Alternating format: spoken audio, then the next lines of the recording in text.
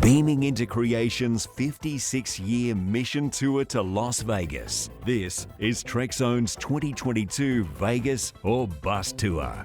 Today, the right hand of Gene Coon from the 1960s, Ande Richardson. This is a Trekzone conversation. I am incredibly thrilled to be continuing Trekzone's Vegas or Bust coverage, doing it remotely from our studio. Joining me today is Ande Richardson, a name that you might not be familiar with, but one I am very excited to be chatting with. Ande, thanks for your time today. My pleasure. Talk to us about your Star Trek, your contribution to Star Trek. Where did it all get started for you? Well, it started with a revolt, or some people called it a riot. It was called Watts. And while I was busily dropping acid in Golden Gate Park at a love-in, I got the news that Watts had exploded. And I thought, darn, the revolution has started without me. I better get myself there quick. And so I did. And I learned a lot about what was happening, the reasons why, discrimination in jobs. And I got an offer for a job at Desilu Studios. They hired two of us, male, female, so we could keep each other company. And that started my trip that led to Star Trek. Because as I got more comfortable working there, my skirts got shorter. And as my skirts got shorter, people could see more of my legs. And as Nichelle Nichols said, I had legs Tina Turner would envy. Gene Coon did also. And he asked me if I would come and work for him. And I thought about it for a moment, like, do I really want to work for an old white dude called Coon?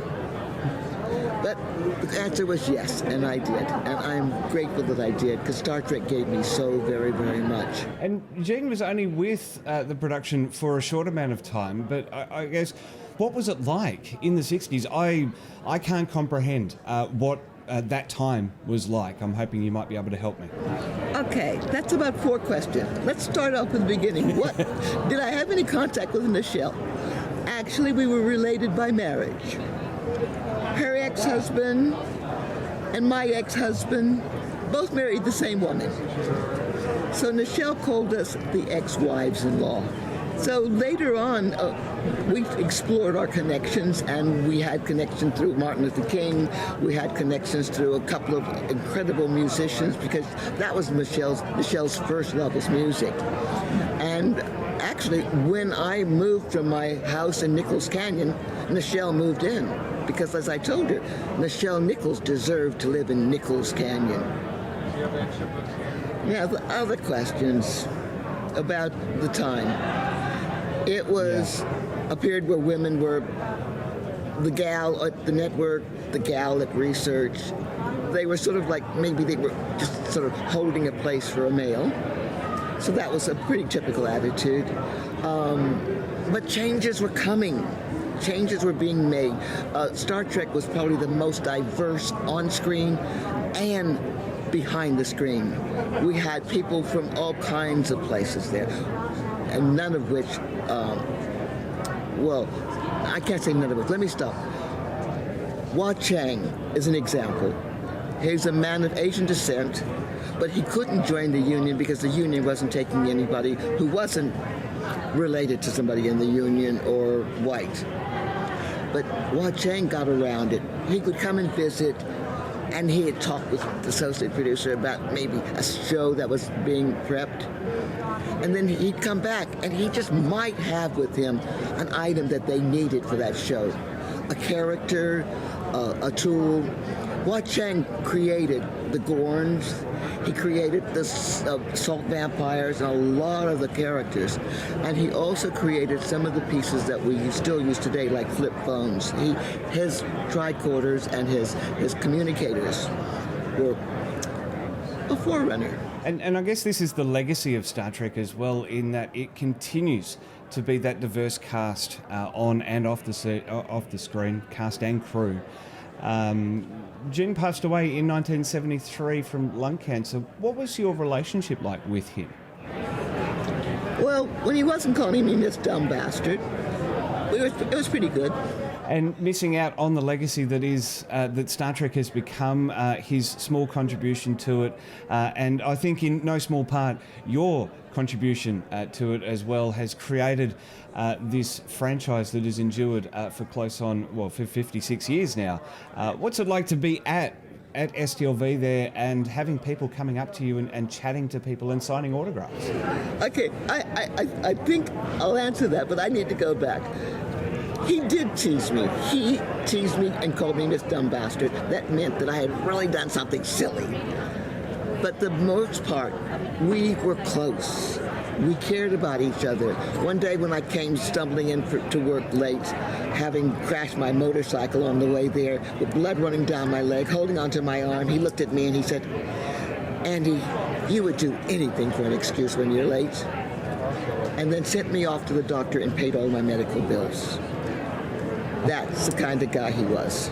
And then fast forwarding all these years later, 55 plus years later, to being there today at STLV, having people coming up to you and chatting with them and signing autographs, what's that experience like to be there? I wanted this for a long time. I even hung out outside the Creations door, hoping that somebody would come out so I could beg them to please let me come. So when I got invited to come over here, it was actually something I was so pleased to do. And I'm glad I'm here, and it feels really good. Now, I understand that there is an Australian connection as well. You've flown into Vegas from Hervey Bay. Not directly. I did sort of go back to Brisbane and then to Sydney and then over here. But there is definitely an Australian connection because that's where I made my first film, was in Australia. I wanted to produce or direct a film, and I hadn't been able to do it in America, but in Australia, I was welcome. And my first film about Indigenous people in Australia won the Sydney Film Festival a documentary prize, and it's still being sampled by other people today. It's an incredible thing. I've talked with some Australian actors about the differences between Hollywood and Australia. Did you kind of experience that as well? I guess not being able to get a film together over there kind of answers that question a little bit. But what is it like over here to work in our industry? Well, I haven't in a number of years. I moved on from film and became a mediator because that was another thing that I'd learned about on Star Trek, about dispute resolution, bringing people together without necessarily having force or violence. So I haven't worked in the industry for a long time. But when I got there, I think the most important thing was that I was an African American. And they assumed immediately that I could sing, dance, and play basketball. So filmmaking was no big deal. Absolutely incredible, Andy. I could chat to you for hours. Unfortunately, we are out of time. But we won't do that. And I thank you so much for your time. And I have my book. It's only available here, though, but there's another one coming. People should check those out, buy those, and experience Star Trek through your eyes. It's an absolutely incredible chat that we've had today, Andy. I really appreciate it. Thank you. All right, my pleasure.